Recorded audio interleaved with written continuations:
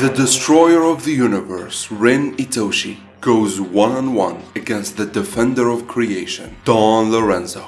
The battle of the one-on-one emperors. One on offense, one on defense. The nuclear war between the best geniuses in the show. And given the nature of these two beasts, today's matchup will be all about who is individually better, where we are going to look at their stats, abilities, and explore their best feats to determine who is the true one-man army in the Neo-Egoist League. But also to answer the question, can Don Lorenzo lock off Rin the way he did to Kaiser?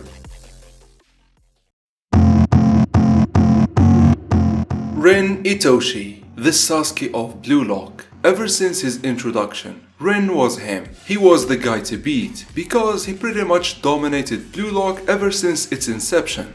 And even now, even in the world stage, Rin is not only performing well, but he is actually dominating, especially on the individual level. And that's because Rin is a genius who has the biggest potential in the show, but also he's a player who had an innate talent for football ever since he was a kid, as just by observing his brother play, he was able to match his vision that much older kids did not even comprehend what was happening. However, let's not get ahead of ourselves, as first we need to talk about his physicality. Now, interestingly enough, Rin is a well-rounded player with great complete physicality. He doesn't dominate any field per se, but he is a master of all trades. He has great power, great jumping ability, amazing speed, and insane durability.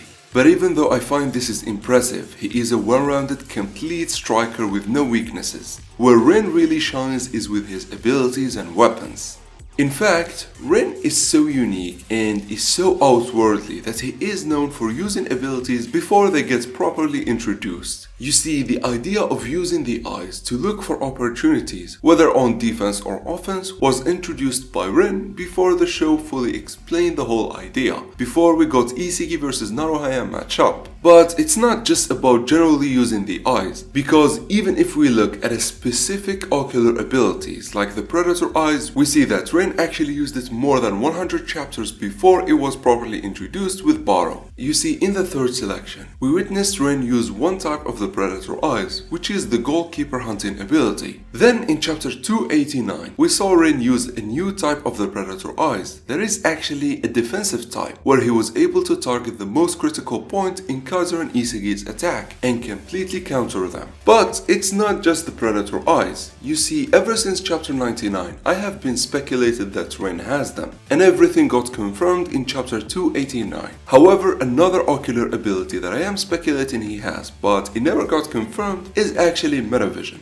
First, when Isigi unlocked Metavision, in a conversation with Hiyori, he stated that he is now playing like Rin. Then there is the fact that in the U20 game, we saw when Rin was trying to counter Sai, the grid that is associated with Metavision got shown twice. Not only once, but actually twice, almost confirming that Rin most definitely has Metavision. And later in the PXG game, if you think about it, he was able to react to Kaiser, Charles, Isigi no problem. And in fact, him and Karasu were the only two players who were able to do this without having Metavision. And later Karasu confirming to unlock it almost guarantees that Rin has it. However, there is one of you guys who gave me a brilliant theory in the comments. You see, for sure Rin has insane spatial awareness, that's a given. However, Metavision is a different story. Insane perception and spatial awareness doesn't really guarantee the vision, as is the case with Rin's enemy today, Don Lorenzo. And in the U20 game, the whole playing style of Rin was revolving around copying his brother Sai.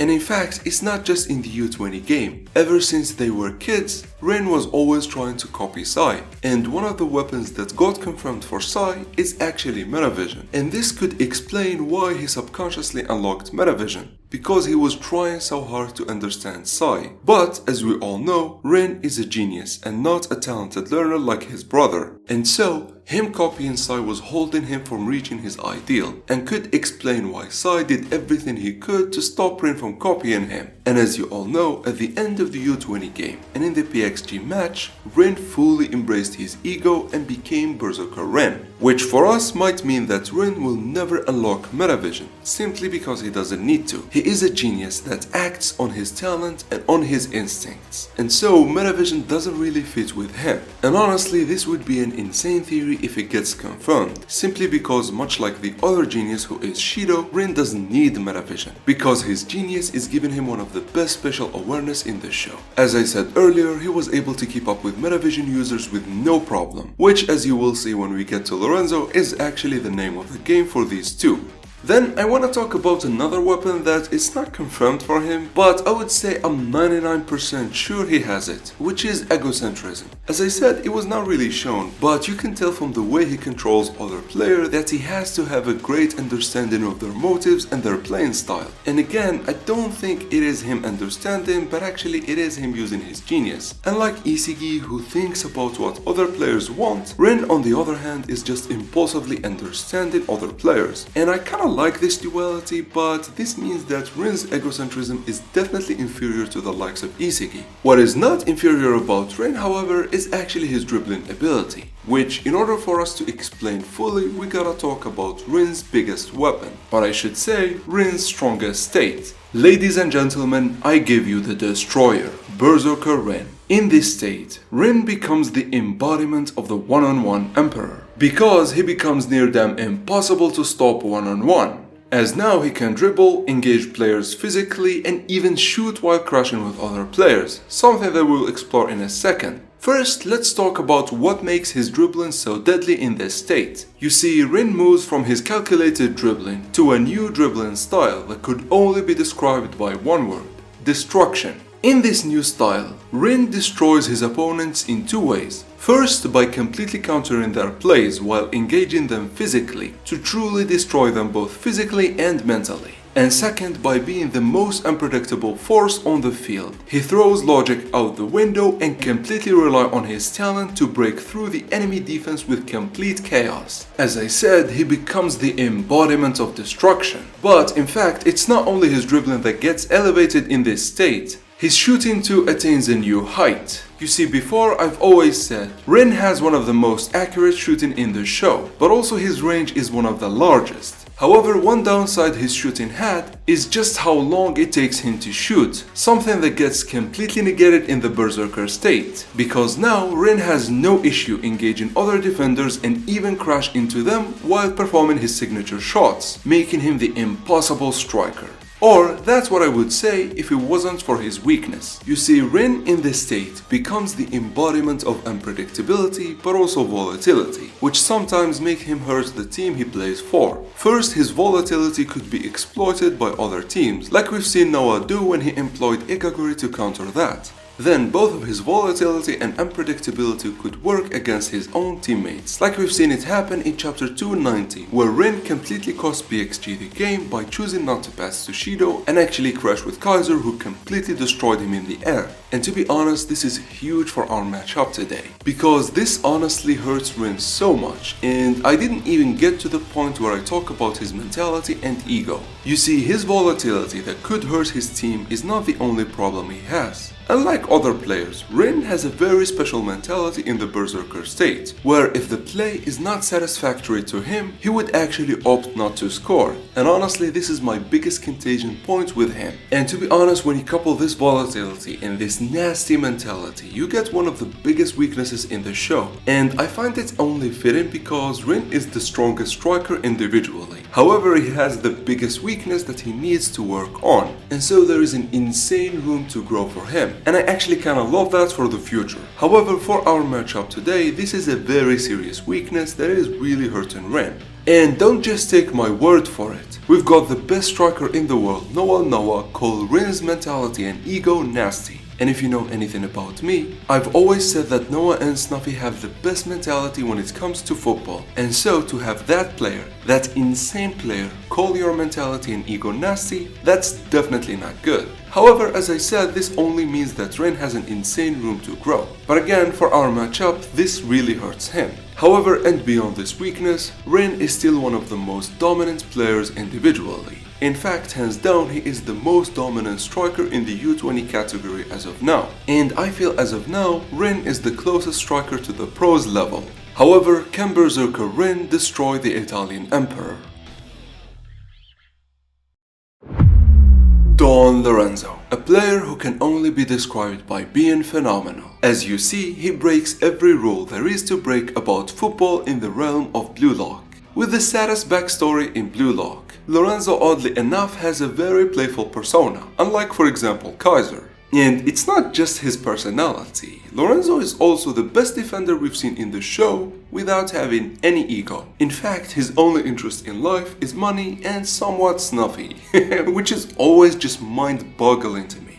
In a show about the necessity of ego, Lorenzo is the complete opposite, having no ego whatsoever, yet he is the best at what he does. And not only he is the best defender, he is the best New Gen 11 we've seen as of yet. And I know Sai is hinted to have insane potential as well, however we did not see that as of yet. And it kinda makes you wonder what kind of a monster he would be when he unlocks his ego fully. And honestly, it's one of my fantasies to see Lorenzo with full-on ego in the World Cups. However, that's a story for another video. For now, just know that for how insane he is, his personality breaks everything there is to break.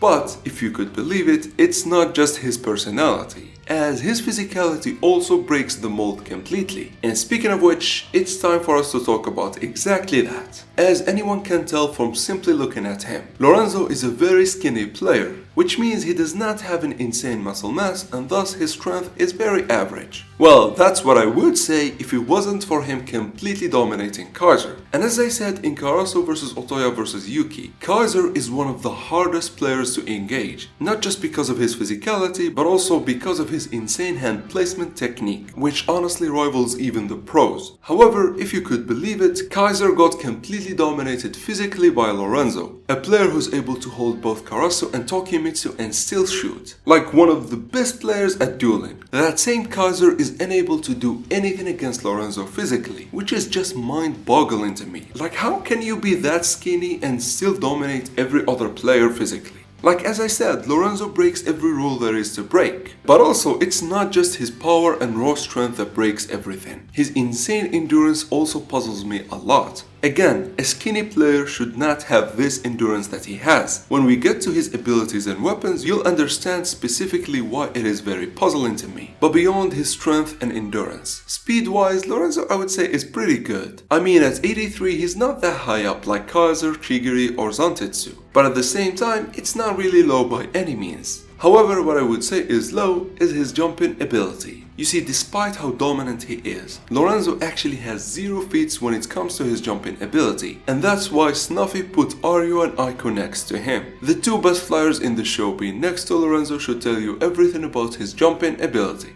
Now, usually these four criteria are the only ones I talk about when it comes to physicality. However, for certain players like Shido, Nagi and Lorenzo, there is another physical stat that we need to talk about, which is their agility. You see, Lorenzo's weird body gives him one of the best agilities in the show, rivaled only by Nagi and Gagamaru. And honestly, for just how broken it is, I would rather talk about this agility as a weapon, especially due to the way Lorenzo utilizes it. And so, ladies and gentlemen, it's time for us to move to his abilities and weapons. And as I said, we are going to start with his insane agility. In fact, not his agility specifically, but actually the way he utilizes it. You see, the way that Don launches himself towards the ball or his opponents is so outwardly that it single-handedly allowed him to compete and even beat Metavision users multiple times. Or hell, it allowed him to perform impossible feats like stopping the Kaiser impact and beating the Predator Eyes, something that not many players can boast about, because Gagamaru is the second player we've seen him stop the Predator Eyes once they hunt a course. And it's funny to me because it seemed that agility is the counter to the Predator Eyes. Being able to launch unexpectedly towards the ball is the kryptonite of the Predator Eyes, which by the way not even Metavision can stop. However, what's more impressive about Lorenzo is him stopping the Kaiser impact, something that only Charles and Loki can boast about.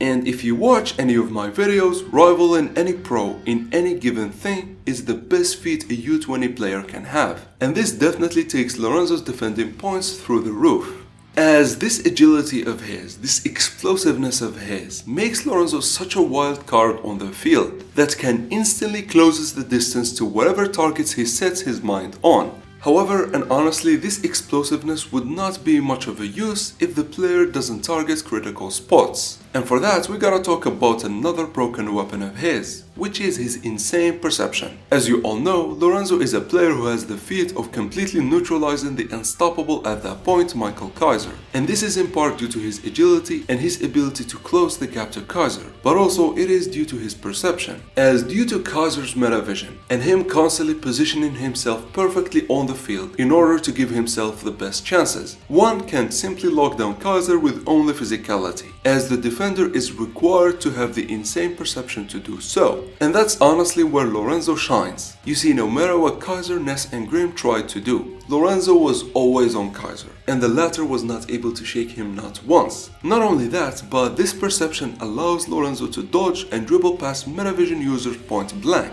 something that not many players can boast about. In fact, one of the most annoying things about Isigi and Kaiser is their last moment interference. And among the few players who were able to counter both Isigi and Kaiser, the only one who was able to do it on sheer perception is actually Don Lorenzo. Lorenzo is the only one who did it consistently throughout the game.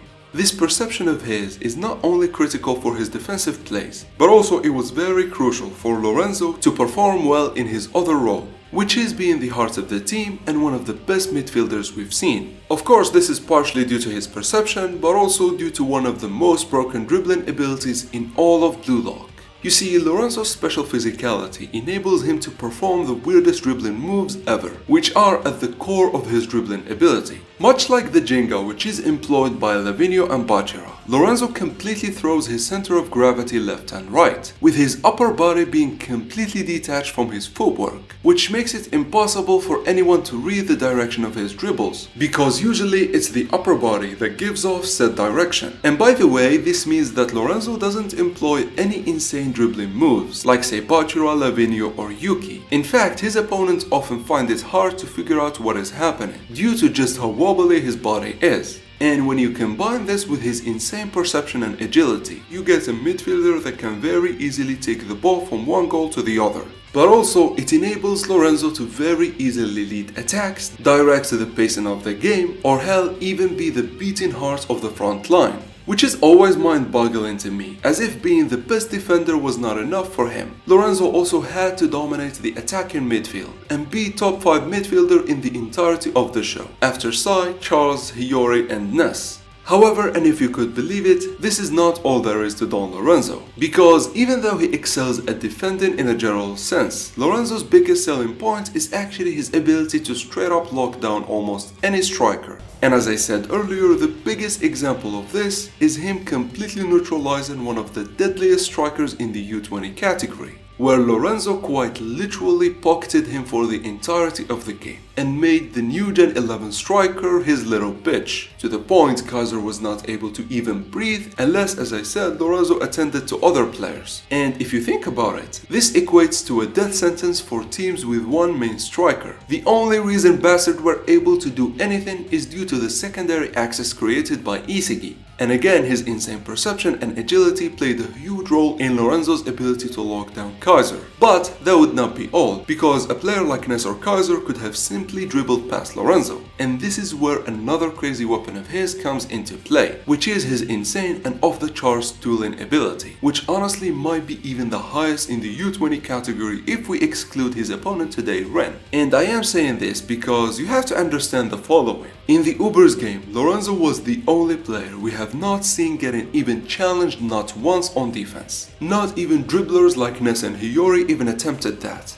In fact, the moment they got the ball, they immediately pass it in order to not engage him one-on-one. That's how crazy of a duelist he is. And the problem is, his dueling ability is not just on the ball, also off the ball he is pretty insane. You see, as you all know, Kaiser's metavision is one of the best in the U20 category. There isn't really much that could slip past his vision. Well, unless your name is Don Lorenzo. You see, this freaking defender found a blind spot in a vision that is supposed to eliminate blind spots. And it's always mind-boggling to me that he did that without having metavision of his own. Usually, a player like Charles or Hiyori are the ones capable of doing that. However, Lorenzo doesn't have metavision, yet he was able to take metavision by surprise. That's just unheard of, and honestly confirms that he is a genius, because he is relying purely on his talent and not necessarily understanding the field. And honestly, Lorenzo would have been the complete defender. No, the complete player. And a character who is impossible to beat if he wasn't for his weakness. You see, as I said before, Lorenzo has a very playful persona, and often this limits his cognitive ability. And as you can tell, this is especially deadly against very smart players like Isagi and Hiyori. And honestly, much like Rin, this really hurts him. Because you see, with his insane perception, agility, and his ability to launch to any player, you would think Lorenzo is inescapable. And then with his dueling ability, you would think Lorenzo would stop any player. And that could be true one-on-one if he sets his sights on you. However, his impulsiveness and his less serious nature can be exploited when he performs his signature launches. And that's due to the fact, as impressive as they are, if utilized recklessly, they can leave Lorenzo in a state where he can be countered. Especially if one expected it like Isagi, or better yet, if one is actually luring the Italian Don like Hiyori did. And it is a very serious weakness that we need to account for. However, even though I say it is a serious weakness, at the end of the day he is still phenomenal. He is still the player that we've seen perform the most miraculous moves on the field, and definitely the strongest and most dominant player we've seen in the NEL if we exclude his opponent today. Speaking of which, can the Italian Don slay the destroyer Rin?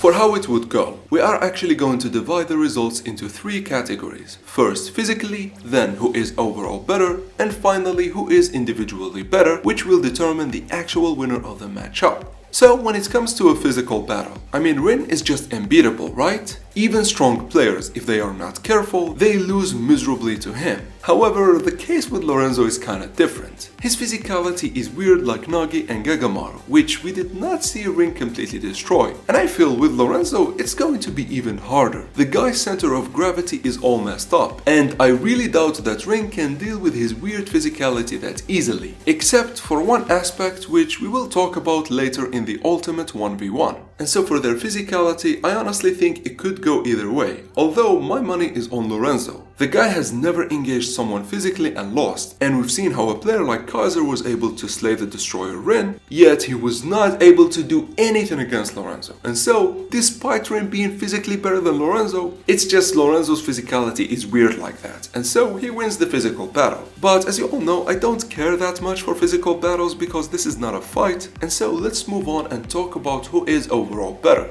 If you were a coach and you had to choose between these two, despite them playing for different roles, who would you still choose? And here, it's again weird between these two because they're both so dominant and you would choose both. And at the same time, when it comes to weakness, they both have a similar weakness. Their weaknesses is not in their playing style but rather in their mentalities. Lorenzo is not serious enough and Rin is engulfed in his volatility. However, I gotta say this. Lorenzo not only dominates in the defensive line, he is also one of the best midfielders we've seen. And honestly, this makes him a more versatile player than Rin. And so, for the overall assessment, I am giving it to Lorenzo again. And I understand Rin is also insane at defending, but it's not comparable to what Lorenzo can do on the midfield. And so for this one, again, I'm giving it to Lorenzo. However, ladies and gentlemen, with this out of the way, we reach the meat of the video. Who could win in a 1v1? But more importantly, can Lorenzo actually stop the destroyer Rin? To be honest, I went into this video thinking that Rin would win. With high difficulty for sure, but definitely he wins, right? However, the more I am looking at it, the more I am favoring Lorenzo. As I said, Kaiser was able to take Rin by surprise, something he could not even come close to doing against Lorenzo. And I think this comes down to Rin's mentality. He was way too hasty to destroy Kaiser. He kinda was too drunk on his physical ability that he thought for sure he can destroy Kaiser, and the latter completely slayed him. However, Lorenzo is also without his weakness. In fact, I think if Lorenzo is not serious enough and he performs one of his signature lunges towards Rin, there is a high chance that Rin could destroy him at that moment, much like Hiyori did. However, there is a condition for this. First of all, Lorenzo was on Kaiser and he needed to close a very large gap between him and Hiyori in order to stop him, and so the latter was able to counter him.